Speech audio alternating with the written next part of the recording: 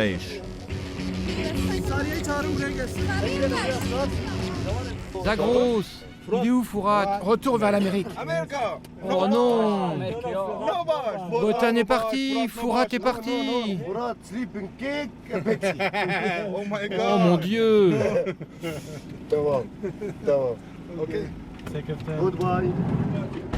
Motivation différente, mais même ardeur au combat. Dans cette voiture, un Américain et un Allemand. Agit, dans tes poches. Du cake, de l'eau. Oui, de l'eau, du cola, du cake. Mais pas de sommeil. Non, pas de sommeil.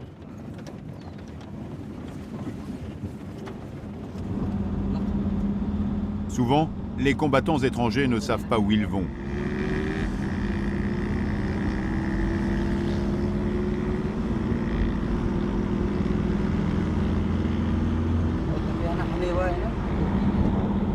Ils savent juste qu'ils vont devoir se battre, mourir peut-être. Si on se met sur la colline, on peut bien voir Talkanzir. Tu vois, regarde, par là. C'est loin? On y est presque. Faut y aller, l'assaut va commencer.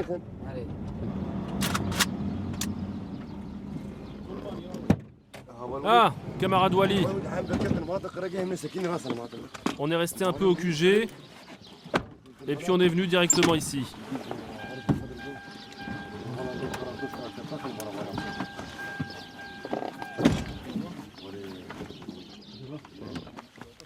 Agit est allemand, il a 35 ans. Un jour, il a tout laissé derrière lui, son confort, sa famille.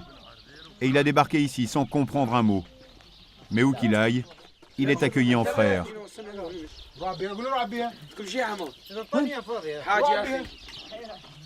Cigarette?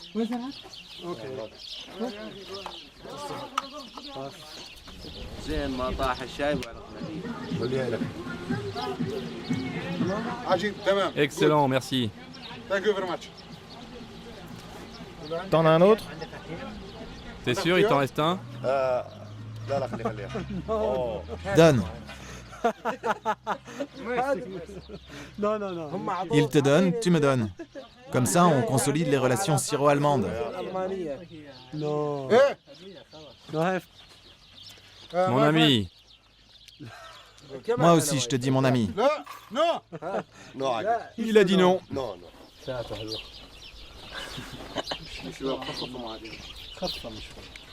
I would say you have to be a very different kind of Ça demande à être un individu très particulier pour aller dans une zone de guerre, pour un combat qui n'est pas le vôtre. Mais je crois que c'est notre guerre à tous, parce qu'ils essaient d'attaquer tous nos pays. Et ils prendraient le contrôle s'ils pouvaient. En Allemagne, ce n'est pas interdit de s'engager dans une autre armée ou une milice. Je ne me considère pas comme un terroriste parce que nous combattons le terrorisme. Ce sont eux les méchants.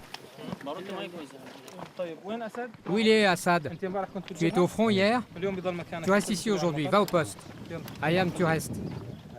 Oui, Issa Aboud. À l'intérieur.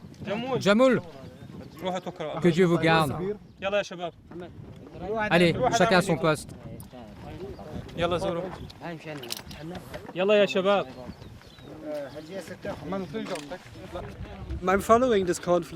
Je suis ce conflit depuis qu'il a commencé, à la télévision, dans les journaux et les réseaux sociaux.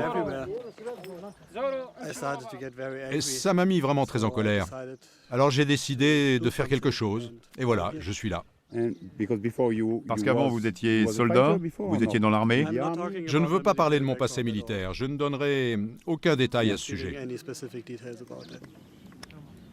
Agit ne fait pas de politique, mais ce n'est pas au hasard qu'il a choisi ses frères d'armes. Je ne suis ni religieux ni impliqué en politique. J'ai choisi le YPG parce que les Kurdes sont les seuls qui combattent efficacement Daesh. Et je voulais me battre avec les meilleurs. Et maintenant, je les appelle tous mes frères et sœurs, mes frères d'armes.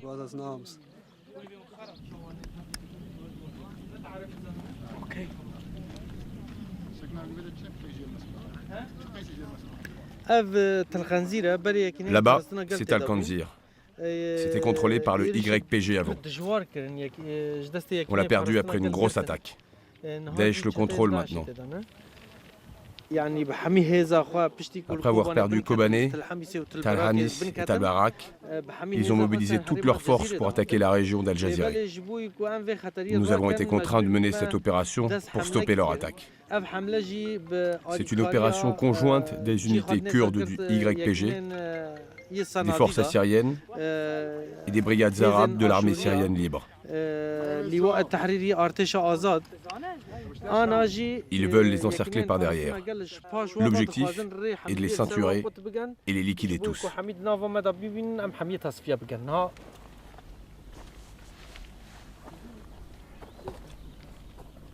On dirait qu'ils se sont enfuis. Il n'y a plus rien qui bouge. Hier, ils étaient près du poulailler. Tu le vois? On leur a tiré dessus sans les avoir. Ils sont sortis ce matin aussi. De là-bas, Près du poulailler.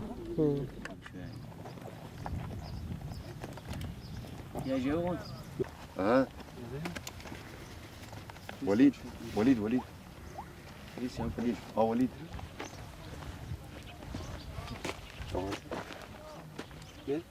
Yeah, give it to me. Agit, on va à Talkandzir? You me? Tous les deux? À moto? Non, pas à moto. À pied. Allez, viens. Fin de journée. Les avions de la coalition survolent la zone. Ici, on les appelle du nom du président américain. C'est Obama. C'est Obama. Ils attendent les avions. Peut-être. Ils ne sont jamais au courant. Ça les aide beaucoup. Les attaques aériennes, elles aident beaucoup les combats sur le terrain, non? Ça dépend. Quand vous avez un contrôle aérien, un JTAG ou quelque chose comme ça, alors oui, ça aide beaucoup. Mais les frappes aériennes, je dirais que la plupart ne sont pas très efficaces. Parce qu'elles ne sont pas assez précises pour détruire le plus important, comme les mortiers, l'artillerie lourde, les tanks, les véhicules blindés, etc. Mais il y a un aspect très positif, c'est bon pour le moral. Quand ils entendent les avions, ils sont tous très excités. En quelques mois, Agit a changé. Sa vie ne sera plus jamais comme avant. C'est une expérience que vous ne faites qu'une fois dans la vie. La plupart des gens ne la feront jamais. Bien sûr, ça va changer ma vie, du tout au tout. Déjà parce que j'ai tout abandonné pour venir ici. Et quand je vais rentrer chez moi, je n'ai d'ailleurs plus de chez moi parce que j'ai tout laissé derrière moi. J'ai sacrifié tout ce que j'avais pour venir ici. Je suis là depuis 7 mois et en rentrant, je vais devoir me construire une nouvelle vie. Je serai un nouvel individu. Sur le terrain, ce sont les hommes des YPG qui mènent la danse. Cela fait bien longtemps qu'ils ont chassé les soldats de Bachar el-Assad. Maintenant, ils s'occupent de Daesh. Le Kurdistan est riche, du pétrole, du blé. Il attire les convoitises. Mais le commandant Rojava n'a pas l'intention de se laisser faire. On se bat pour protéger notre peuple et notre société. On intervient aux endroits où il y a des Kurdes. C'est pour cela qu'on mène des combats contre Daesh, car c'est Daesh qui attaque nos régions. Et nous menons cette guerre sans aucune aide. Personne ne nous donne rien, ni renseignements, ni armes. À l'exception de la dernière opération où la coalition internationale nous a aidés sur le plan aérien. Pourtant, il y a des combattants étrangers parmi vous. Ça ne vous aide pas?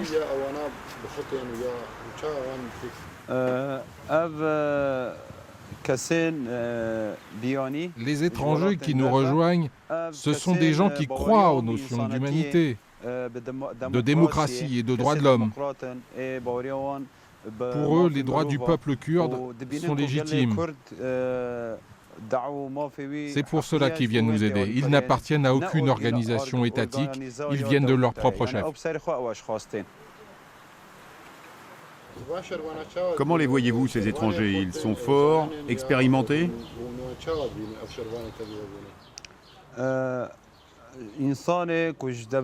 Des gens qui viennent d'Europe, du Canada, d'Amérique, qui quittent ces pays où l'on vit bien, ne peuvent qu'être des gens sérieux. Ils sont forts au combat et fidèles en amitié. Ils sont très motivés. On apprécie leur présence.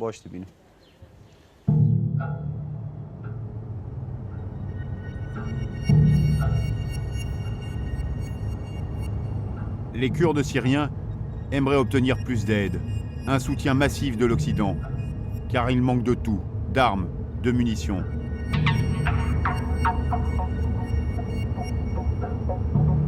Ce ne sont pas des professionnels de la guerre, alors qu'en face, ils ont affaire à des combattants expérimentés, suréquipés, souvent d'anciens militaires.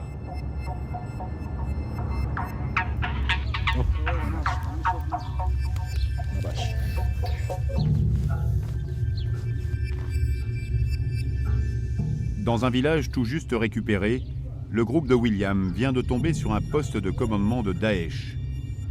Il l'avait installé dans une mosquée. Ça ressemble vraiment à un plan tactique. Hein. C'est pas le Coran, là. Tiens, regarde, il y a même marqué PKK à un endroit. Tu vois. Ça prouve bien que c'est là où ils font leur centre de commandement, parce qu'ils savent que les Kurdes, en principe, ne tirent pas sur les mosquées.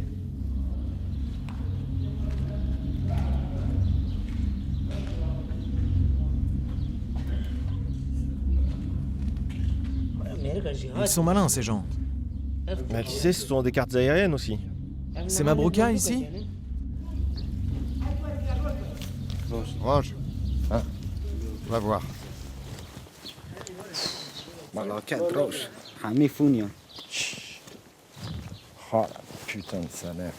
Oh la vache. C'est un atelier.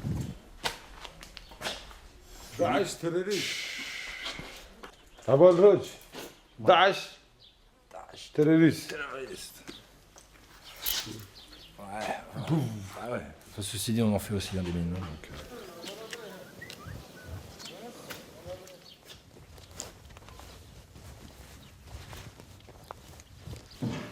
Roj, c'est quoi? La vache. Suis-moi. Hop là. Doucement, doucement. Saloperie. C'est des énormes ateliers, ça, de fabrication. Bah ouais, t'as vu le stock là qu'il y avait? Il y avait de quoi? C'est hallucinant. Tiens, on est encore là, tu vois. Attention, hein, tu vois. Oh là là là là là là, le matériel qu'il y a. C'est quoi ça? C'est antipersonnel. Il suffit de marcher dessus pour que ça pète. Il y en a là-bas aussi? Ah, SBBN.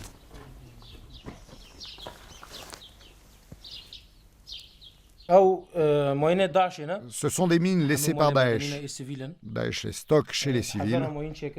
Ils en ont fabriqué des milliers pour les poser dans les champs. On va toutes les évacuer pour les désamorcer. Ah, ouais, c'est les vestes suicides. Ah là là, ça. Comment on peut expliquer qu'ils aient autant de matériel? Bah, ils ont pillé les arsenaux syriens, les arsenaux irakiens, et puis ils ont des armes qui viennent de Turquie quand même, enfin de l'armement, de l'équipement, etc. Donc bon, ben là c'est un peu artisanal quand même, hein, mais la poudre, les explosifs, ouais. Toutes ces munitions, et surtout les mines laissées un peu partout, font énormément de blessés et de tués.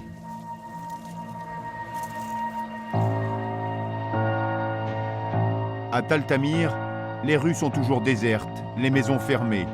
Seul le petit dispensaire, transformé en hôpital de campagne, reste ouvert 24 heures sur 24. Judy est canadien.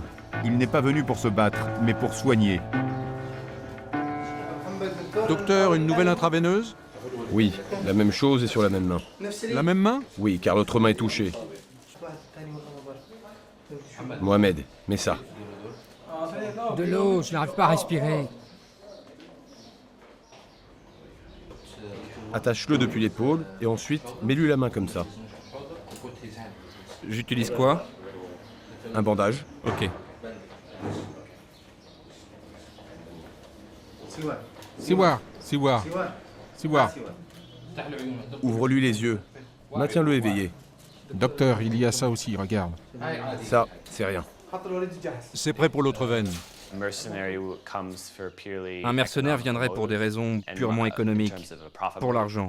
Moi, je n'ai aucune intention de faire du profit dans la région. Je suis juste là pour l'éducation, parce que l'éducation participe à la révolution. Mais ici, vous serez peut-être obligé de tuer quelqu'un. Oui, bien sûr. Dans une guerre, ça peut être nécessaire à un moment ou à un autre. Heureusement, je n'ai pas encore eu à le faire. Daesh n'est pas arrivé jusqu'à l'hôpital. Je n'ai pas eu à leur tirer dessus. Mais j'accepte cette idée. À un moment, je serai peut-être obligé de prendre part à la défense physique du Rojava. Et je suis prêt à prendre ce risque. Après les premiers soins, le blessé est évacué vers l'hôpital central, loin du front. Il a perdu ses 2 jambes et une main. Ses chances de survie sont faibles.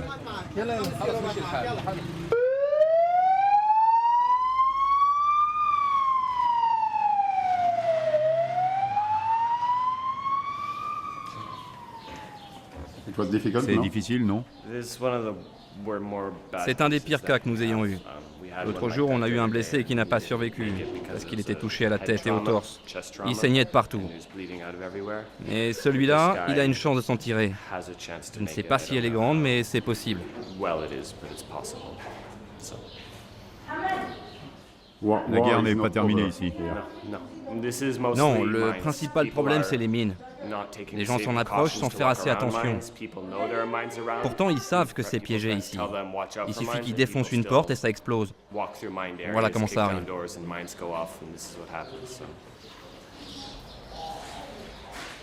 À 25 ans, Julie vient de terminer ses études. Il est diplômé en histoire et sociologie.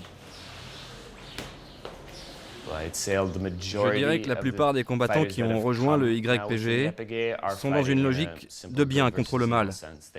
Ils se voient comme des justes, venus faire le bien. Certains viennent d'un milieu aisé et cherchent à vivre une expérience différente. Ils veulent faire une bonne action. Un bon nombre de combattants vient les mains vides ici, sans forcément fuir leur vie. Mais ils n'ont pas de liens familiaux forts, ni d'opportunités économiques. Ils ont le sentiment de faire quelque chose de bien de leur vie, en venant ici pour aider. Un Espagnol et un Chinois travaillent avec lui. On peut aussi laisser des bâtons pour les garrots un peu partout, parce que pour certains garrots, ils utilisent le bon tissu, mais ils n'ont pas le truc qu'il faut pour les serrer. Ah d'accord. Ils ont déjà la bonne écharpe pour attacher, donc c'est bon. Je vois. Un blessé?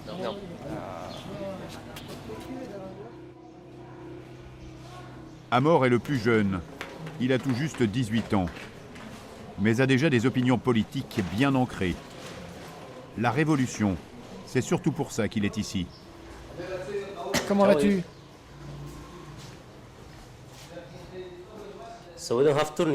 Nous n'avons pas de garrots. Hier, nous avons eu un cas qui en avait besoin. Allons donc fabriquer des garrots. Il a suivi des cours de secourisme et il est venu à Rojava, le nom du Kurdistan syrien, sans prévenir personne.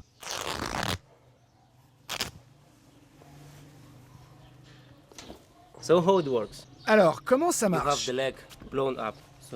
Une explosion a coupé la jambe. Vous faites un nœud. Et vous tournez jusqu'à ce que le sang s'arrête. Ensuite, vous faites encore un tour. Je ne vais pas le faire sur moi car je ne suis pas blessé et c'est douloureux. Beaucoup d'énergie est mise dans le combat, mais une fois la guerre gagnée, beaucoup d'énergie ira dans la révolution. Pas seulement de leur part, mais moi et d'autres sommes venus pour ça.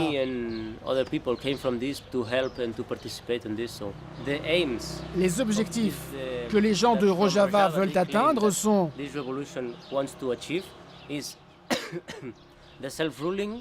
l'autogouvernance, l'écologie et l'égalité des sexes.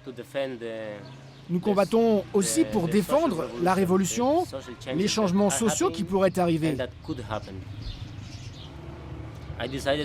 J'ai décidé de participer, c'est ce que je veux faire dans ma vie, apprendre plus sur l'autogouvernance, et donc je suis venu ici.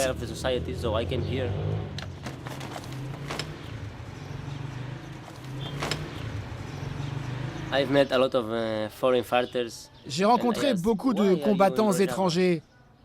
Je leur demande pourquoi tu es là? Pour tuer Daesh. D'accord, c'est important de tuer Daesh. Il le faut. C'est malheureux, mais c'est nécessaire de tuer ces pauvres gens qui ne veulent que la violence. Ces combattants remplissent ce rôle. Tuer Daesh.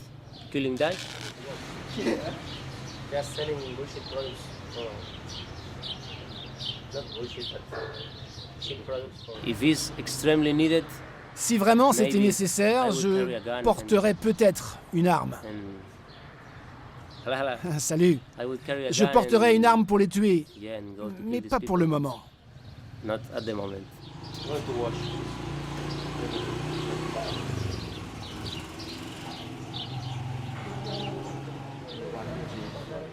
Sipan est une vedette dans tout le Rojava. Un Chinois qui vient les soutenir de si loin, c'est exceptionnel. Quelques journalistes locaux sont venus aujourd'hui pour l'interviewer. Votre nom et votre nationalité? Je m'appelle Sipan et je viens de Chine. L'année dernière, 3 filles britanniques ont rejoint Daesh. J'ai appris qu'une d'elles a été vendue comme esclave sexuelle. Je veux faire quelque chose, leur dire de ne pas les croire, tout est faux. Il suffit de voir ce qui se passe ici. Ils exécutent les gens, même leurs propres partisans, et vendent tous ceux qui les rejoignent comme esclaves sexuels. C'est vraiment des menteurs. Beaucoup de gens disent qu'ils ne sont même plus humains. Ce qu'ils font est vraiment horrible.